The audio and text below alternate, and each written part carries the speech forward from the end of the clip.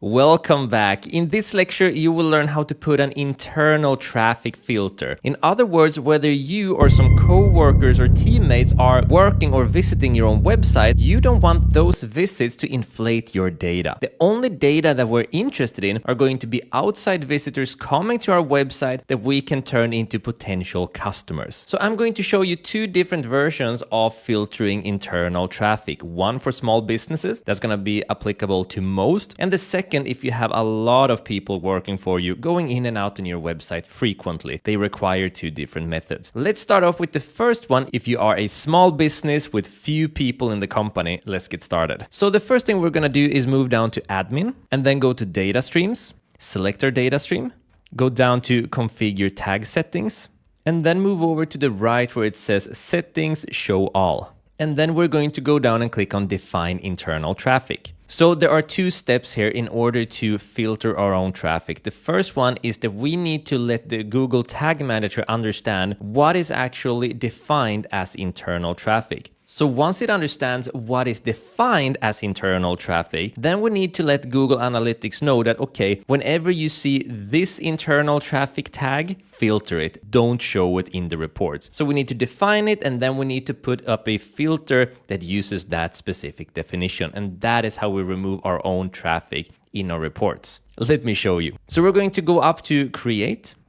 And the first thing we have is the rule name, and the rule name is going to be based on where you are. So currently I work from home, so I'm going to write home. And then the traffic type value is going to be internal. This is by default and we don't want to touch this. I'm going to show you why in a minute. Going down, we have IP addresses. We are going to change this to IP addresses equals, and then click on what is my IP. I'm going to copy my own IP, head back, paste it in, and then click on create. So what I have done now is I've defined my own IP address as internal traffic. Now, if you have multiple co-workers, then you're going to need to do the same thing. Go ahead and click on create. Set the name as, let's say that it's John's house. Or let's say that you had a headquarter. Just call it HQ, headquarter. And then you would type in IP address equals and then type in their IP address in here. And do that for all of your co-workers, or all of your employees, or whoever that's working with you that might go in and out on your site and inflate your traffic numbers. So once we've defined what internal traffic is, we're going to go out of here,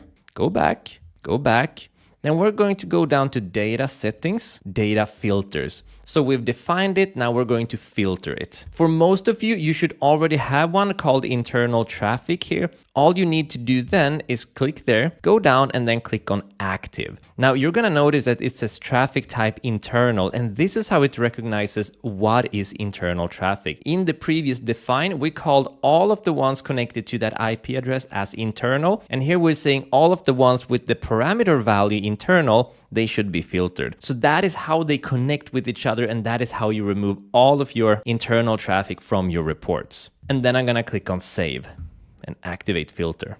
If you for some reason don't have that up here, just click on create filter, internal traffic, name it internal traffic, make sure it's at exclude, make sure it says internal, put it to active, and then create it. So that's how you filter out internal traffic if you are a small business, you're alone, or let's say they have 5 up towards 10 people. But then if you are a bigger business, let's say you have 20 to 100 employees and they're going in and out of your website, and you want to be able to test things on your website and make sure that the tracking works without deactivating the filter so that everyone in your company suddenly starts registering themselves as traffic. There is a nice way to do this, and it's very simple. All we're gonna do is we're gonna head back by going to data streams, click on the stream, configure tag settings, show all, scroll down, define internal traffic, and then I'm going to create a new one. And this one is going to be called, so let's say I'm the one that is doing the testing. I could call this one traffic from Robin. And then I'm gonna change the traffic type value into Robin, just like that. And just like before, IP address equals, I'm gonna go grab it again, paste it in, create.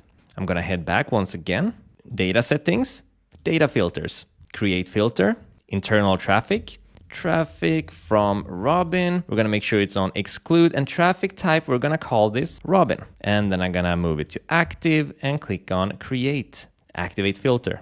So now when I want to test something on the website where I need to register my own visits, rather than registering all of the internal traffic from every single one in the business, I can just make sure that I go here and I click on deactivate filter, and then it's only gonna be my traffic that is going to register, and I can run whatever test that I need to run. Once again, if you're a small business, you're not gonna need to do this, but if you have a lot of employees that are going in and out of your business a lot, or a lot of designers, etc., you are going to want to do this. It's gonna save you from inflating your numbers big time. So remember, in order to filter out everyone, you need to go to your stream, data streams, into stream, configure tag settings, show all, define internal traffic, create, and then name whoever it is, keep it at internal, add in their IP address, and then they're automatically going to be filtered. And that's all there is to it. Well done. Now that you know how to get more accurate numbers in your reports, let's move on to the next lecture and learn how to track leads. See you there.